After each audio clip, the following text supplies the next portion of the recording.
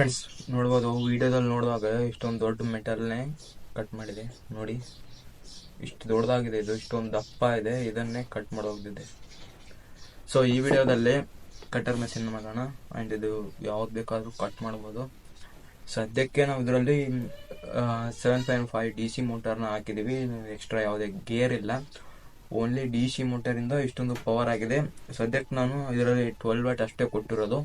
But 24 watt 24 watt ಏನಾದರೂ ಕೊಟ್ಟರೆ ತುಂಬ ಚೆನ್ನಾಗಿ ಕೆಲಸ ಮಾಡುತ್ತೆ. ಒಂದು ಸೆಕೆಂಡಲ್ಲೇ ಕಟ್ ಆಗುತ್ತೆ ಗುರು, ಅಷ್ಟೊಂದು ಪವರ್ಫುಲ್ ಇದೆ. ಆ್ಯಂಡ್ ಡಿಸೈನು ಕೂಡ ಅಷ್ಟೊಂದು ನೋಡ್ಬೋದು, ತುಂಬ ಪ್ರೀಮಿಯಮ್ ಆಗಿ ಲುಕ್ಕು ಕೂಡ ಕಾಣುತ್ತೆ. ಆ್ಯಂಡ್ ಇಲ್ಲಿ ನೋಡಿ ಕನ್ನಡ ಅಂತ ನಾವು ಮಾಡಿರೋದು ಕಾಣಿಸ್ತೈತಾ. ಇಷ್ಟ ಆದರೆ ಲೈಕ್ ಮಾಡಿ, ಸರಿನಾ? ಪ್ಲೀಸ್ ಲೈಕ್ ಮಾಡಿಕೊಂಡು ಸಬ್ಸ್ಕ್ರೈಬ್ ಮಾಡ್ಕೊಳ್ಳಿ.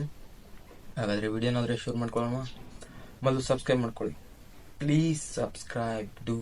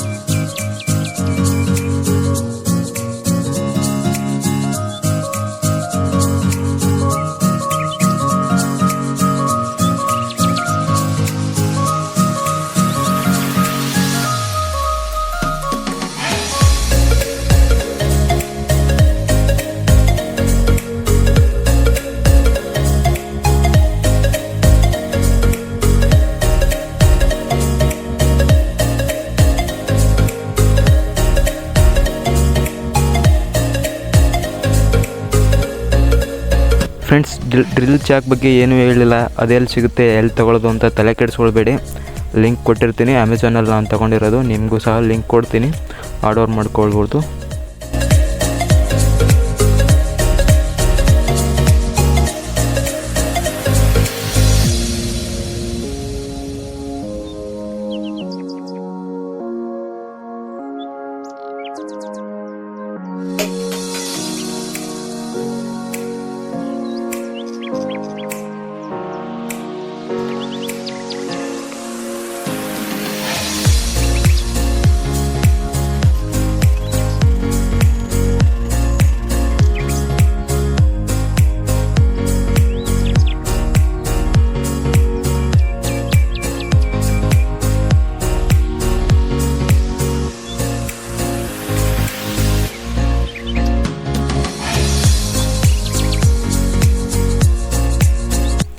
ಫ್ರೆಂಡ್ಸ್, ಮುಂದೆ ಇರೋದನ್ನ ಸ್ವಲ್ಪ ಕಟ್ ಮಾಡಿಕೊಂಡು ಒಳಗಡೆ ಮಾಡ್ಕೊಂಡಿದ್ದೀನಿ. ಏನಕ್ಕಂದರೆ ಅದು ತುಂಬ ಮೇಲೆ ಬರ್ತಾ ಇತ್ತು, ಒಳಗೆ ಚೆನ್ನಾಗಿ ಕಾಣುತ್ತೆ ಅಂತ ಸ್ವಲ್ಪ ಒಳಗಡೆ ಮಾಡ್ಕೊಂಡಿದ್ದೀನಿ. ಸೊ ನೀವು ಈ ರೀತಿ ಮಾಡಿ ಚೆನ್ನಾಗಿ ಕಾಣುತ್ತೆ.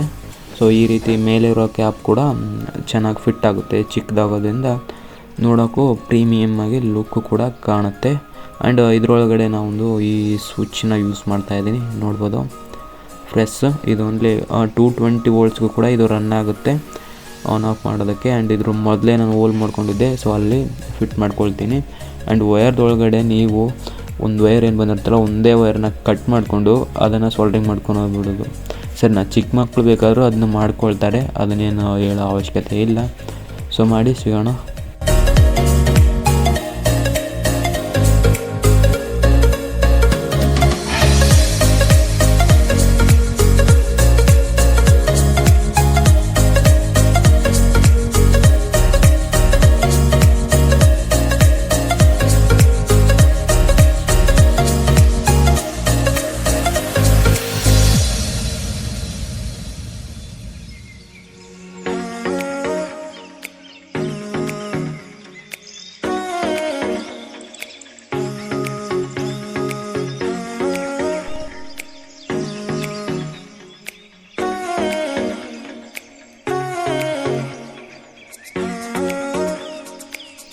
ಫ್ರೆಂಡ್ಸ್, ಕೆಳಗಡೆ ಒಂದು ಹೋಲ್ ಇತ್ತಲ್ಲ, ಸೊ ಅದನ್ನು ಪ್ಯಾಕ್ ಮಾಡಿಕೊಂಡೆ PVC ಪೈಪ್ನಿಂದ. ಆ್ಯಂಡ್ ಈ ಪೇಂಟ್ನ ಯೂಸ್ ಮಾಡ್ತಾಯಿದ್ದೀನಿ. ಎಲ್ಲೋ ನೋಡ್ಬೋದು, ಬೇರೆ ಕಲರ್ನು ಸಹ ಯೂಸ್ ಮಾಡ್ಬೋದು. ಸೊ ಪೇಂಟ್ ಮಾಡಿ ಸಿಗೋಣ.